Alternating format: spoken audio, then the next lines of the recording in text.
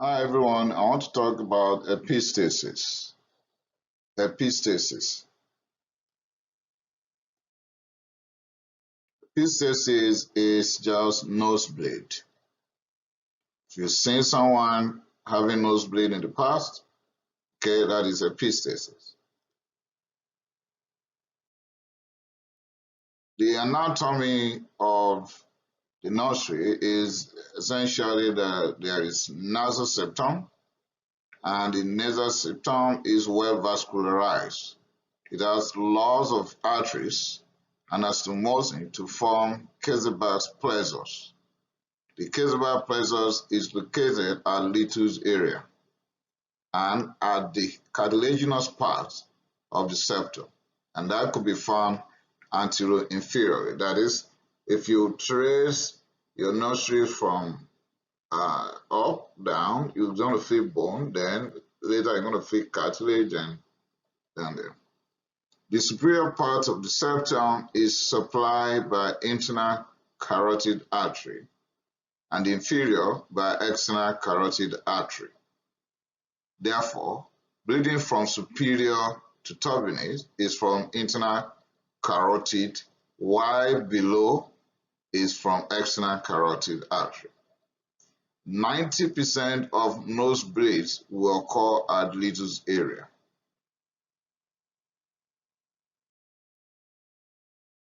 What are the possible causes of epistaxis? Trauma is the leading cause. And of course, pressure changes, that's barometric factors, sprays. People use all sorts of sprays, different forms.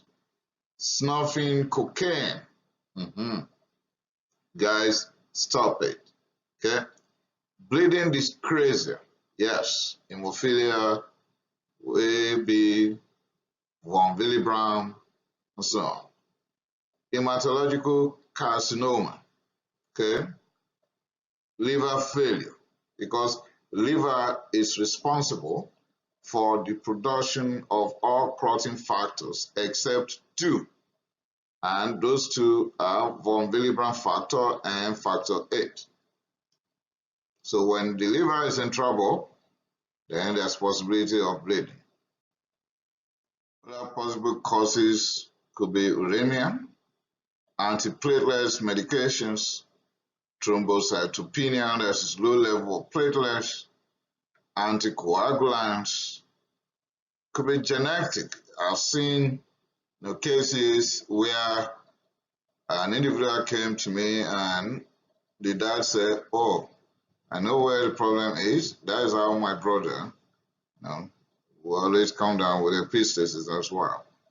So all these other factors could lead to epistaxis, but if there's genetic predisposition, then the likelihood is higher. I will not forget to mention severe hypertension. Severe hypertension. So sometimes when somebody is having epistaxis, it's better to check the blood pressure very well. Severe hypertension. I've seen a patient with that before. No speaking or vigorous rubbing. These are all minor causes. Other causes are excessive sneezing, polyps, rhinitis, bacterial infection, viral infection, and fungal infection. If we don't know the likely cause or causes, then we'll give it a separate name called idiopathic. What are the possible tests that we're going to do here? I mentioned liver failure as being responsible the other time, or possibly the cause, because liver is responsible for production of all crossing factors except two, and those two will be von Willebrand factor and factor 8. So we need to know what is happening to the effectiveness of the liver, the efficiency of the liver. So liver function test, and that will include PT and APTT. Complete blood count. Is this person actually in big trouble, massively losing blood? The complete blood count will give us a clue to that. And that should include the platelet level as well. You can do X-ray if you are suspecting trauma, and CT might be needed if this person is unconscious as well, or you want to be sure the person has not bled into the brain. And of course, renal function test. We just mentioned uremia as a possible cause. Okay, here we go. What are we going to do? Okay, we try to view the source of the bleeding. But first thing first, check all other orifices. It is obvious here that this person is bleeding per nostrils. Could be one, could be both. Then clean as possible. Prevent swallowing by leaning forward. By that, you are also preventing airway obstruction. Then firm pressure for 20 minutes on the cartilage. You can check the breathing system, check the deformity or not of the chest, cyanosis, central or peripheral, auscultate for breath sounds or any adventitious sounds, then count the respiratory rate, find out from the nurse what the O2 sat is saying. And of course, the circulatory system, what is the BP and the pulse, because this person might have bled a lot and now going into hypovolemic shock. And is this person even bleeding from any other parts of the body? The history will give account of that.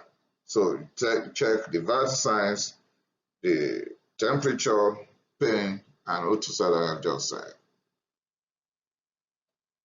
Firm pressure for 20 minutes on the cartilaginous parts of the nasal septum is very, very important.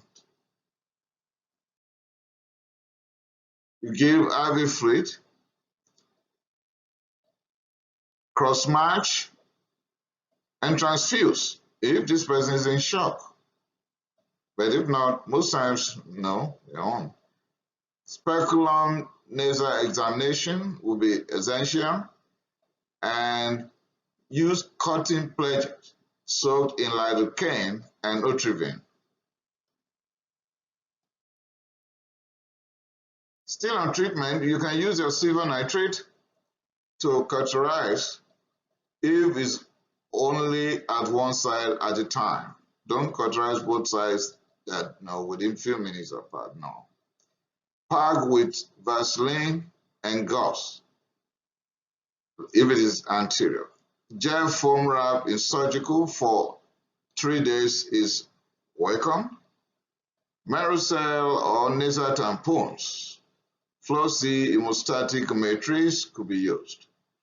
If the bleeding is coming from the posterior side, which means it was not visible when you inspected the nasal orifice, then use Foley catheter, gauze pack or Epistaxis balloon designed to occlude choanine posteriorly.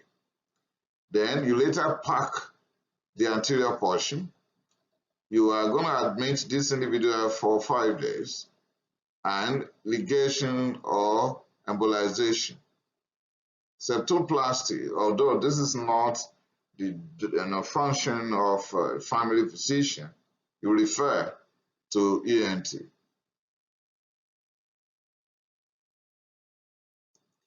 What are the possible complications? Nasopulmonic reflex can occur while you are doing your packing and all those maneuvers, and that can lead to hypoxemia with decreased O2 sat. So watch it, please. If there is toxic shock syndrome, remove packs immediately. There's possibility of pharyngeal fibrosis or stenosis. Alar or septal necrosis could occur and of course aspiration pneumonitis. I'm not going to go into details of all this, particularly aspiration pneumonitis, because I have made a separate presentation on aspiration pneumonitis. So kindly check my channel for aspiration pneumonitis and you get all the facts you need there. Prevention. Prevent nasal dryness. You can only prevent what is preventable anyway, like genetic constitution. You can do nothing about that. And when there is hypertension, treat. Avoid irritants. Stop cocaine. If there's any coagulopathies, please treat. If there's liver failure, refer to those in charge of that. And if there's renal failure, refer to nephrologists. And to prevent nasal dryness, humidify the air you are inhaling.